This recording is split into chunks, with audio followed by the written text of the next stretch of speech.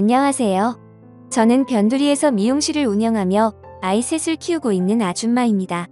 풍족하지는 않지만 토끼 같은 자식들과 자상한 남편이 있어서 행복한 삶이었습니다. 남편은 건설 쪽에 종사하고 있습니다. 좋게 말하면 건설업이고 흔히들 하는 말로 말하면 막노동이지요. 본래 처음부터 남편이 건설업을 한 것은 아니에요. 저희 집이 이렇게 되기까지 많은 일들이 있었습니다. 원래 저는 서울에서 스텝 8명이 있는 조금 큰 미용실을 운영하고 있었고 남편은 회사원이었어요. 평범한 기업의 회사원이었지요. 남편에게는 형이 있었어요. 저에게는 아주버님이었죠. 아주버님은 사업을 하시는 분이었습니다.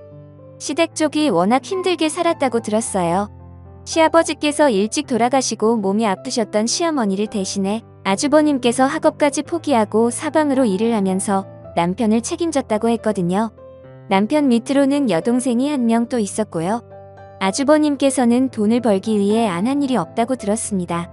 깡패 같은 사람들 밑에 들어가 수금하는 일도 해봤고 소위 나이트라는 곳에서 삐끼라는 것도 하며 밑바닥에서 못 볼 꼴 다 봐가며 그렇게 살았다고 들었어요.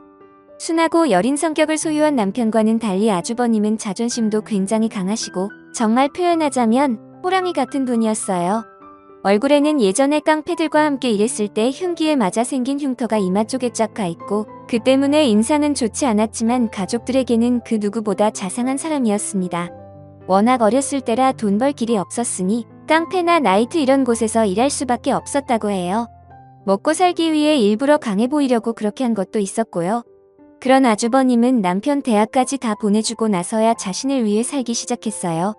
어릴 때부터 다양한 사람들을 만나며 일을 했던 아주버님은 몇 년간 모아둔 돈으로 사업을 시작했습니다. 외국에서 물건을 떼우고 마진 남겨서 한국에 파는 중간업자라고 해야 하나요? 그런 일을 했습니다. 그런데 그게 대박이 난 거예요. 아주버님이 떼우는 물건이 국내에서 소유가 많아지면서 영역을 확장했고 순식간에 사업 자체가 엄청 커지게 되었던 것이었죠. 아주버님의 권유로 남편은 회사를 그만두고 아주버님 회사로 들어가 일을 하게 되었습니다.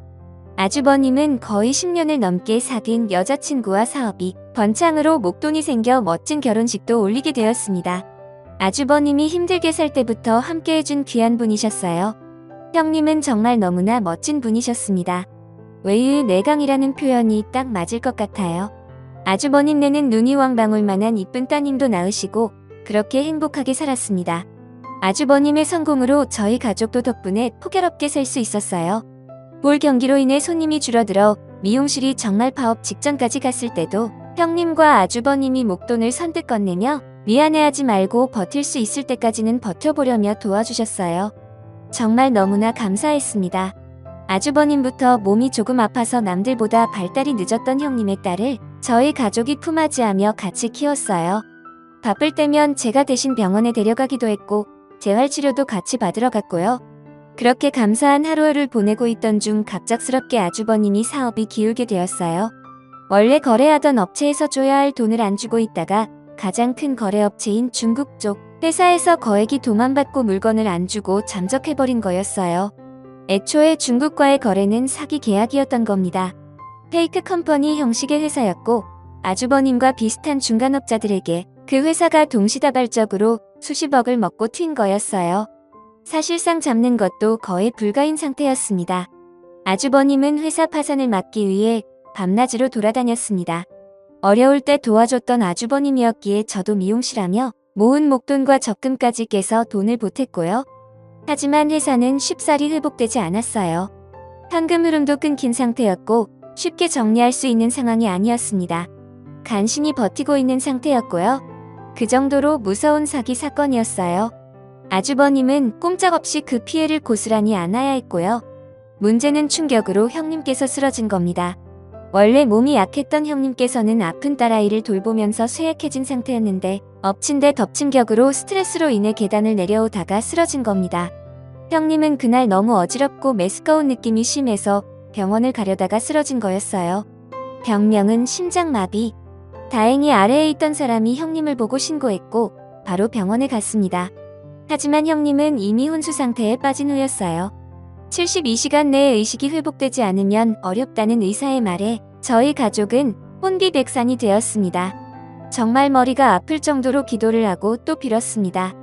다행히 형님은 48시간이 조금 넘었을 때 의식이 돌아왔지만 손발 고개 어느 곳도 움직일 수 없었고 그저 눈만 깜빡일 수 있는 수준이었어요. 일정 시간 동안 뇌에 산소가 공급되지 않아 신체가 망가진 거였습니다. 게다가 폐렴 증상까지 있었고요. 어쩌면 이렇게 평생 살아야 한다는 의사 선생님이 비관적인 말씀에 아주버님은 정말 세상이 떠나가라 울었습니다. 그래도 아주버님은 말씀하셨어요. 살아 있어줘서 고맙다고. 10년이 걸리든 20년이 걸리든 반드시 내가 널 일으킬 거고 반드시 사업 재개해서 행복하게 해줄 거라고. 이대로 떠나면 나도 너 따라서 갈 거니까. 그러니까 제발 힘내서 내가 보답할 수 있게 좀 해달라고 하며 빌고 또 빌었지요. 하지만 그 소원이 무색하게 형님은 입원한 지 7개월째 세상을 떠났습니다. 형님이 떠난 그날 좀처럼 비가 오지 않았던 마른 가을 하늘에서는 장대비가 쏟아졌고 아무것도 모르고 있었던 이쁜 우리 조카는 장난감 하나를 붙잡으며 환하게 웃고 있었습니다. 저는 큰애한테 부탁해서 조카가 절대 눈치채지 못하게 같이 놀고 있으라며 저희 집에 조카를 데려다 두었습니다. 장애가 있던 조카에게는 차마 엄마의 사망 소식을 전하지 못하고 쉬쉬하고 있었어요. 아주버님은 중에 많이 하며 실신하고 정말 끔찍했던 날이었습니다. 결국 형님이 장례를 치르고 아주버님은 다시 먹고 살기 위해 그리고 사업을 살리기 위해 일터로 나가야만 했어요. 참으로 냉정한 세상이었지요. 앞으로 살아갈 날이 까마득한 조카와 아주버님을 위해 상해 끝에 미용실 보증금을 뺀 돈과 아파트 담보로 빌린 돈을 아주버님에게 건네주며 말했습니다. 어차피 미용실은 손가락이 너무 아파서 몇 년 쉬려고 한 거니까 미안해하지 말고 아파트 담보로 빌린 돈은 그동안 우리 부부가 아주버님한테 받은 게 많으니 갚지 않겠다는 느낌으로 받았으면 좋겠어요. 돈 다시 받으려고 주는 거 아니니까 부담 가지시지 마시고 회사 꼭 살리세요. 라며 건넸습니다. 죽기보다 남에게 빚지는 걸 싫어하고 자존심과 체면 하나로 살아왔던 아주버님은 딸 아이를 위해 그리고 회사에 딸린 식구들을 먹여 살리기 위해 눈물방울을 뚝뚝 흘리며 돈을 받으셨어요. 절대 이 은혜 잊지 않겠다고 꼭 갚겠다고 회사 살리겠다고 하면서요. 하지만 세상이 뜻대로 되면 얼마나 좋겠습니까? 결국 아주버님의 회사는 부도가 났고 빚더미에 오르게 되었습니다. 당연히 저희도 타격이 컸지요. 아파트 담보로 빌린 돈은 급한 불을 끄기 위해 친정에서 돈을 빌려 급하게 갚았고 결국 돈이 너무 없어서 아파트까지 팔고 변두리로 이사가게 되었어요. 회사 일로 바빠서 아픈 딸 병원 갈 시간이 없었기에 조카는 저희 집에서 맡아 키우고 있었습니다. 그런데 아주버님은 망한 회사로 인한 충격으로 알코올에 의지하며 우울증에 빠지셨어요. 술만 마시면 남편에게 아내가 보고 싶다고 정말 너에게 미안하지만 내 딸 좀 잘 부탁한다면서 안 좋은 말을 하기도 했고요. 그럴 때마다 저와 남편이 무슨 소리세요? 끝까지 잘 살아서 따님 결혼하는 것까지 봐야 하지 않겠냐고 하며 달랬지요. 하지만 우려는 현실이 되었습니다. 아주버님은 편지지 5장을 앞뒤로 꽉 채운 유서와 비슷한 느낌의 글을 쓴 채 사라져버렸어요. 나 때문에 아파트 담보로 돈까지 빌리고 미용실까지 뺀 돈을 빌려주었는데 이렇게 비참하게 망해서 미안하다. 너에게 멋지고 든든한 형으로 남고 싶었는데 이렇게 존재 자체가 짐덩인 형이 되어 너에게 면목이 없다고 제발 날 찾지 말고 내 딸 염치 없지만 내 딸 좀 잘 부탁한다. 절대 날 찾지 말아다오. 그게 내 소원이다. 반드시 떳떳하게 재기해서 다시 나타나마라는 글을 쓰며 신그루처럼 온데간데 없이 사라진 겁니다. 경찰에 신고해봤지만 마지막으로 발견된 건 인천 앞바다에 있던 아주버님이 낡은 차인데 그 이후로 정말 말도 안 되게 8년이라는 세월간 종적을 감추셨어요. 어딘가에는 아주버님이 살아있을 거라고 철석같이 믿고 저희는 살았습니다. 언젠간 짠하게 멋진 모습으로 나타날 거야. 그러면서 슬퍼하고 힘들어하는 남편을 위로했지요. 엄마와 아빠를 찾으며 앙앙 우는 조카에게는 말했습니다. 엄마 아빠가 너무너무 행복한 일이 생겨서 잠깐 멀리 여행 간 거야. 그러니까 울지 말고 언니들이랑 재밌게 놀고 공부 열심히 하고 병원 잘 다니면 엄마 아빠가 좋아하실 거야. 하며 달랬지요. 그렇게 정말 아주버님이 사라지고 꼬박 8년간을 조카 포함 아이넷을 키우며 살았어요. 남편은 하루아침에 직장을 잃었기에 당장 먹고 살기 위해 그때부터 건설 현장에 나가 일을 하기 시작했고 저도 변두리 동네에서 아주 작은 가게를 빌려 미용업을 하며 입에 풀칠을 했습니다. 사는 게 너무 힘들어 아주버님을 원망할 때도 있었어요. 이렇게 예쁘고 토끼 같은 자식을 두고 왜 도망가냐고 끝까지 책임지는 게 아빠고 남자 아니냐며 엉엉 울 때도 있었습니다. 큰딸 졸업식이랑 조카 졸업식이 겹칠 때면 조카가 서운하지 않게 저는 큰딸에게 남편은 조카한테 가서 최대한 공평하게 사랑을 주려고 노력했습니다. 조카는 저와 남편이 마음을 알았는지 발달 치료도 잘 받아서 정상 스펙트럼 안에 들어오는 판정을 받게 되었어요. 비장애인보다 조금 산만한 정도지만 비장애인과 함께 학교를 다니는데 문제는 없다는 결과였지요. 이제 우리 집에도 꽃필 날이 오나 보다 하면서 한시름 놓고 있을 때 남편이 건설 현장 5층 높이 건물에서 떨어진 사고가 난 겁니다. 같이 일하던 사람과 함께 물건을 옮기며 6층으로 올라가려고 하는데 밟고 있던 판이 아래로 떨어지며 남편과 근무자도 함께 떨어져 사망하게 된 것이었어요. 그때 TV에도 나오고 큰 사고였습니다. 같이 떨어진 노동자분은 건물에 설치한 그물망에 한번 튕겨 충격을 흡수해 다행히 살아나셨습니다. 허리에 인공뼈를 넣는 대수술과 5급장의 진단을 받게 되었지만요. 무정하게 제 남편은 세상을 떠났고요. 어찌나 이 세상에 밉던지 내가 무슨 잘못을 했다고 화나 남은 남편까지 데려가는지 아무리 가슴을 퍽퍽 쳐도 속에 쌓인 울분을 풀어지지는 않았습니다. 아둥바둥 먹고 살겠다며 친구들과 연락도 끊고 사람도 안 만나며 남편과 의지하며 살아서인지 장례식장은 옆에서 치르는 사람의 빈소와 비교되게 썰렁했습니다. 첫날에는 건설업자 관계자들이 오셔서 빈소를 지켜주었지만 그 다음날까지도 빈소를 와주는 사람은 거의 없었어요. 더 서럽더라고요. 인생이 뭔가 싶었지요. 그렇게 남편을 발인하고 화장터로 가 마지막 인사를 했습니다. 화장터에 있는 방에 들어가 CCTV로 남편이 불구덩이에 들어가 한 줌이 제가 되어 나오는 모습을 보는데 사는 게 뭐길래 이리도 허무한데 아둥바둥 진땀을 흘리며 살았나 싶더라고요. 그때는 모든 걸 초월한 듯이 눈물도 안 나왔습니다. 당장 내 밑으로 줄줄이 딸리는 아이 4명을 어떻게 키워야 하나 앞날이 깜깜했고 조카마저 나에게 버리다시피 맡기고 간 아주버님이 너무나 원망스러웠습니다. 도대체 어딨냐고 살아는 있는 거냐고 묻고 싶었어요.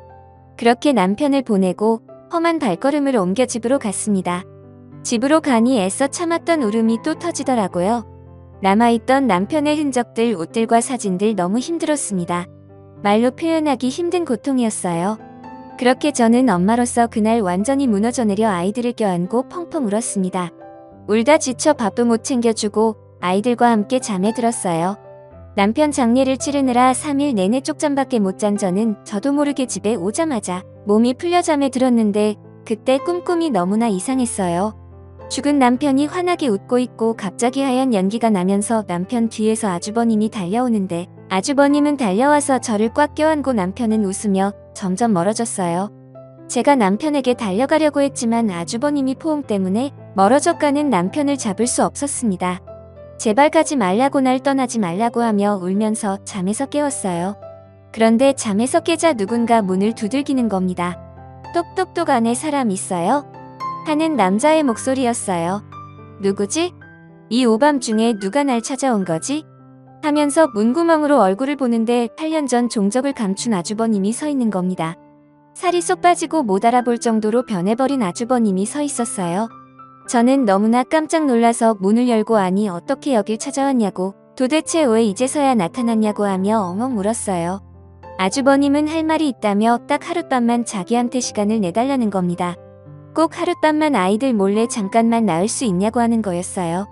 무슨 일이냐고 도대체 어디서 뭘 어떻게 하면 살았던 거냐고 하며 꼬치꼬치 감았지만 아주버님은 아무 말도 묻지 말라고 하룻밤만 시간을 내달라며 저를 불러냈어요. 저는 급하게 가디건을 입고 새벽 냄새 가득한 밤거리를 나갔습니다.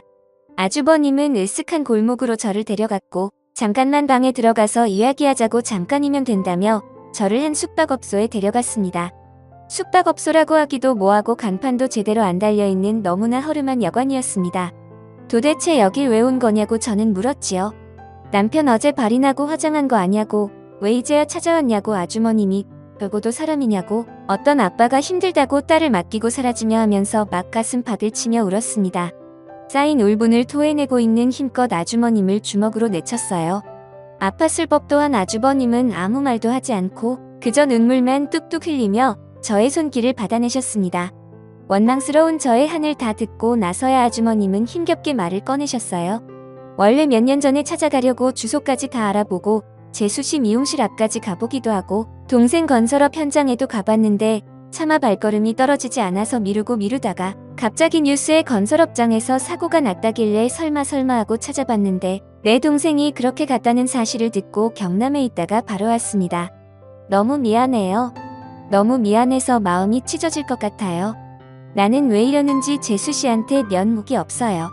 하면서 검은색 가방에서 돈 봉채를 꺼내는 겁니다. 딱 봐도 어마어마한 돈이었어요. 이게 뭐냐고 이 돈 다 어디서 났냐고 하며 저는 물었습니다. 그러자 아주머님은 그동안 불법 사이트 운영 관련 암을 도와주면서 모은 돈이랑 본래 중간 거래했던 경험을 살려서 암거래 도와주며 받은 수수료 전부 현금으로 모은 거래요. 그렇게 훌쩍 떠나고 7년 8개월 동안 한 번도 안 쓰고 모은 돈이었던 겁니다. 이제 와서 이게 뭔 소용이 있을란가 싶었지만 재수 씨한테 그리고 내 동생한테 너무 미안해서 내 딸한테 차마 못난 압이라서 이거라도 주고 싶네요. 여기에서 보자고 한 거는 사람 있는 곳이나 CCTV 있는 곳에서 재수 씨한테 돈 준 거 걸리면 재수 씨도 안 좋은 일에 힘을 낼 것 같아서 그런 거예요. 재수 씨 오늘 재수 씨와 보낸 이 하룻밤을 끝으로 저는 떠나려고 합니다. 다시 또 이런 더러운 일을 하며 번 더러운 돈으로 세상에 없던 사람처럼 살아가야겠지요. 재수 씨도 저 찾지 마세요. 우리 딸한테는 그냥 아빠가 먼 곳으로 갔다고 해주세요. 라는 겁니다. 저는 말했지요. 아주버님 왜 그러세요? 저 이 돈 다 필요 없고 제가 필요한 거는 제발 아주버님 딸을 두고 도망가지 마세요. 불법적인 일을 했다고 하셨죠? 그럼 이제부터라도 떳떳하게 일해서 돈 벌면 되는 거 아니에요? 꼭 돈이 많아야 성공하는 건가요? 이깟 돈 몇억이 뭐가 중요한데요? 아주버님이 돈 망친 시간 동안 아주버님은 돈보다 소중한 걸 잃은 거예요. 동생의 발인 입관도 보지 못했고 딸아이의 졸업 입학 그리고 성장 과정도 보지 못한 인생이 뭐가 좋아요. 성공하고 딸 앞에 나타나면 딸이 좋다고 하며 박수 칠 줄 알아요. 조카 그러니까 딸이 원하는 건 그저 부모의 사랑이에요. 자존심이고 체면이고 이 상황에 뭐가 중요한데요. 제발 떠나지 말고 애 옆들 지켜요. 제발. 동생 떠나고 와이프 떠나고 이제 남은 건 딸 하나 아니에요. 뭘 더 잃어야 돌아올 건데요. 하며 엉엉 울었습니다. 제발 떠나지 말라고 몇 척을 모은 게 그게 뭐가 중요하냐면서 아주버님을 설득했습니다. 그제서야 아주버님은 서러운 눈물을 흘리기 시작했어요. 다 맞는 말이라고 알면서도 그놈의 자존심 성공에 대한 갈망 때문에 모든 걸 뒤로 했고 외면했다면서 내가 죄인이라고 이제부터라도 내 딸 책임지겠다며 마음을 다잡으셨어요. 그렇게 아주버님은 따님 곁으로 다시 돌아오게 되었습니다. 저의 도움을 받아 아주버님 경찰에 신고건 관련한 서류 처리도 마무리했고 아주버님은 다시 어둠의 길을 젓고 딸 곁으로 돌아와 살게 되었습니다. 마음을 다잡게 해줘서 고맙다고 다시는 떠나지 않겠다고 약속을 했네요. 혹시 몰라 아주버님이 건넨 돈은 제가 관리하고 있습니다. 딸과 함께 살 집을 마련하고 또 조카가 대학 들어갈 때 들어갈 목돈을 위해 아껴두고 있네요. 남편을 보내고 그날 밤 꾼 꿈은 아마도 멀리 떠난 남편이 저에게 보낸 선물을 암시하는 거였나 봅니다. 이제는 보고 싶어도 보지 못하고 닿지 못하는 남편을 다시 만날 날을 기약하며 남은 생 잘 살아보려고 합니다. 사연 읽어주셔서 감사합니다.